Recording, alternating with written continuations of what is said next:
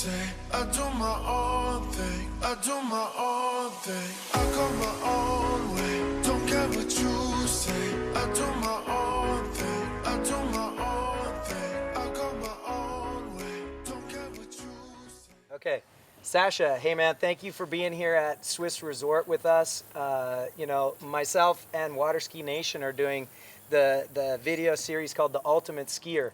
And when it came to the offside turn, I have this memory burned in my head when I went to this little town in France where they had the Junior Worlds, and there was this kid with blonde hair on a poster everywhere in the whole city.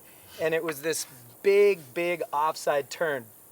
Body's facing one way, skis turn like 90 degrees, and they're like, yeah, this is the local kid, he's the man. And so, I've been admiring and watching your offside turn for a lot of years since then. So can you kind of walk us through and give us some insight into, what it is that you think about or what you do to get that booming offside turn that so many people in the sport would die for?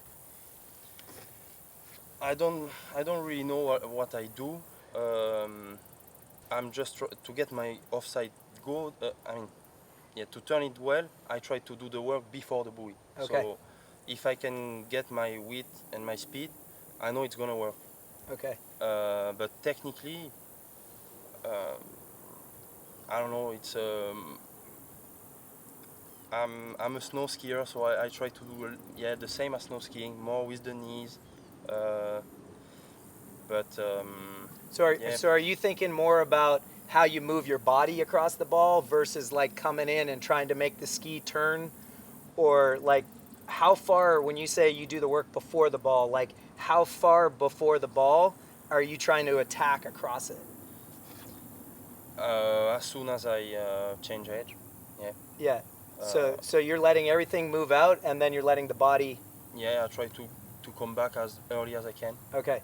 And are you looking for more angle out of the turn or more speed out of the turn or both?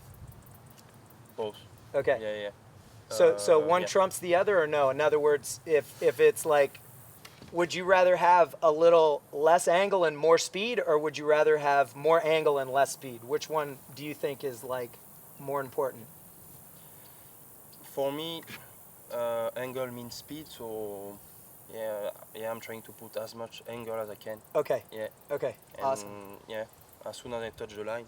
Yeah. Okay.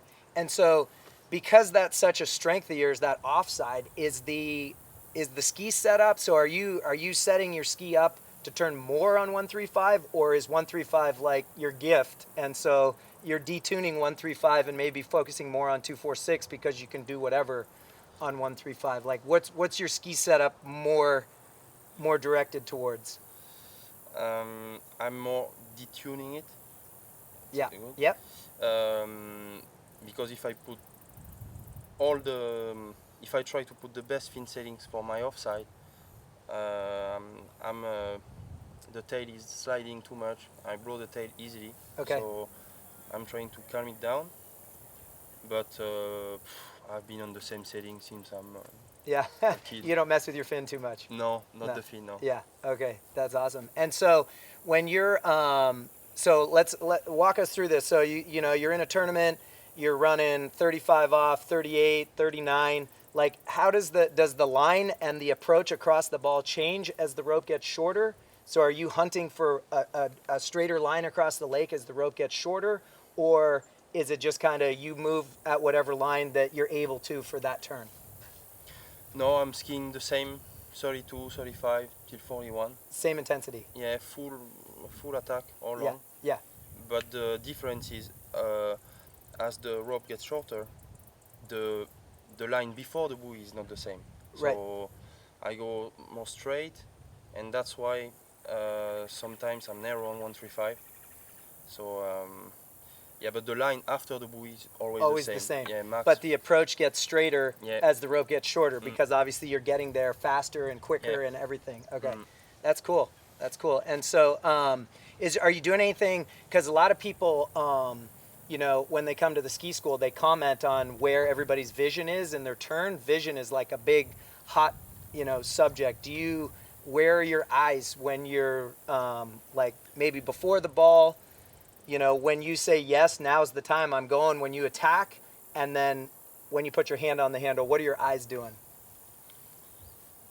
So before the buoy, I'm looking at the shore. So, yeah, shore, then the buoy, and then when I know I can turn, I go on the next one, then the shore again, then the buoy, and then the next buoy and the shore. You know. Got it. Yep. Yeah. Yep. So you're keeping your eyes outside the buoy line, and then your eyes shift to the next ball where you're going, and then once the boat blocks it, then you're going shore Yes. again, and then buoy. That's Yeah. cool. That's awesome. Yeah. That sounds like just the right place to have your eyes at the right time. So that's cool.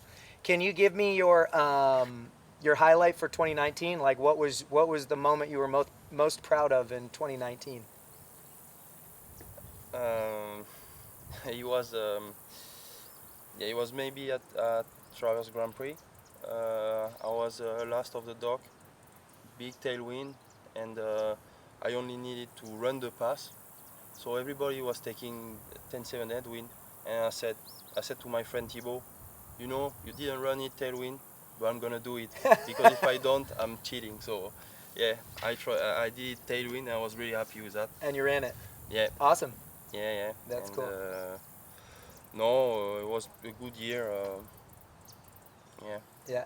So you've been a couple years now, kind of doing all the tournaments, right? Is it 2 or 3 years where you kind of all chips in and committed since your injury that, you know, you're going to do all the tournaments? And how is that,